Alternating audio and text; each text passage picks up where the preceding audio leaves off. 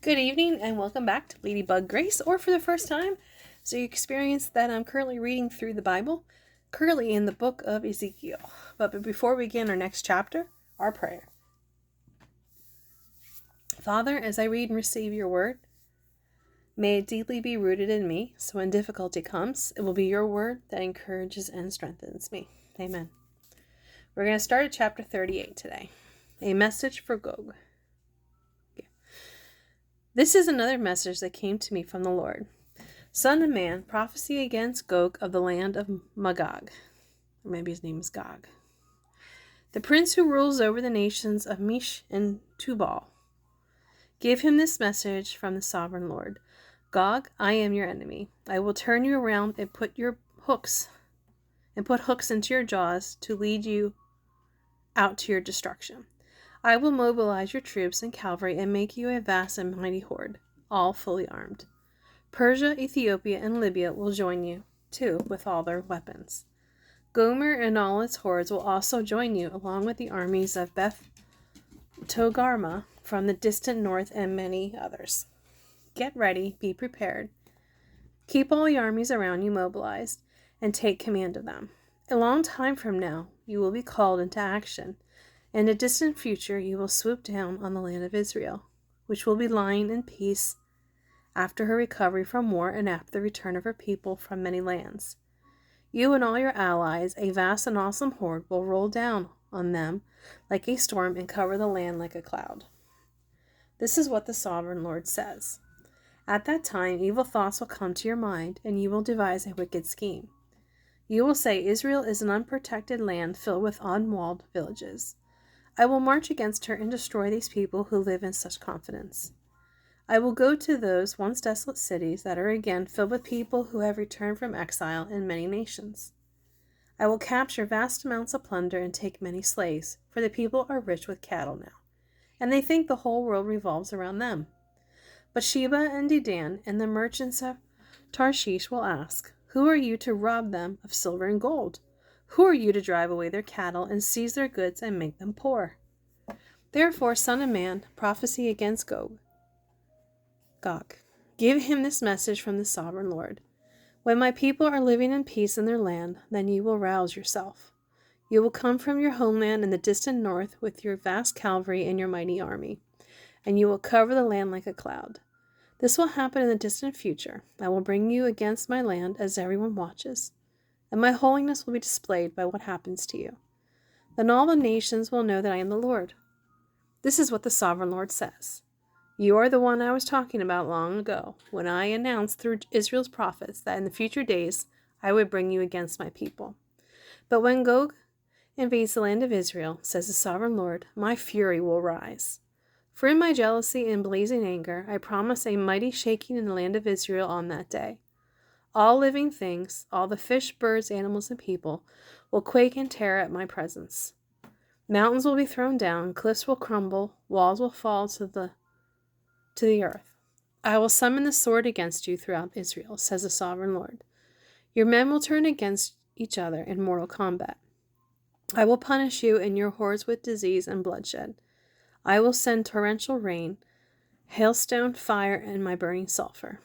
Thus I will show my greatness and holiness, and I will make myself known to all the nations of the world. Then they will know that I am the Lord. Chapter 39. The Slaughter of Gog's Armies. Son of man, prophesy against Gog. Give him this message from the sovereign Lord. I am your enemy, O Gog, ruler of the nations of Mish and Tubal. I will turn you and drive you toward the mountains of Israel, bringing you from the distant north. I will knock your weapons from your hands and leave you helpless. You and your vast hordes will die on the mountains. I will give you as food to the vultures and wild animals. You will fall in the open fields, for I have spoken, says the sovereign Lord. And I will rain down fire on Magog and all your allies who live safely on the coasts. Then they will know that I am the Lord. Thus I will make known my holy name among my people of Israel. I will not let it be desecrated any more. And the nations too will know that I am the Lord, for the Holy One of Israel. That day of judgment will come, says the sovereign Lord. Everything will happen just as I have declared it. Then the people in the towns of Israel will go out and pick up your small and large shields, bows and arrows, javelins and spears, and they will use them for fuel. There will be enough to last them 7 years. They will need nothing else for their fires. They won't need to cut wood from the fields or forests, for these weapons will give them all they need. They will take plunder from those who plan to plunder them, says the sovereign Lord. And I will make a vast graveyard for Gog and his hordes in the valley of the travelers, east of the Dead Sea. The path of those who travel there will be blocked by this burial ground, and they will change the name of the place, the Valley of the Gog's Hordes. It will take 7 months for the people of Israel to cleanse the land by burying the bodies. Everyone in Israel will help, for it will be a glorious victory for Israel when I demonstrate my glory on that day, says the sovereign Lord. At the end of the 7 months, special crews will be appointed to search the land for any skeletons and to bury them. So the land will be made clean again. Whenever some bones are found, a marker will be set up beside them, so burial crews will see them and take them to be buried in the valley of Gog's hordes. There will be a town there named Hamona, which means horde, and so the land will finally be cleansed. And now, Son of Man, call all the birds and wild animals, says the sovereign Lord. Say to them, gather together for my great sacrificial feast. Come from far and near to the mountains. Oh, sorry, I lost my spot. Of Israel. And there eat the flesh and drink the blood.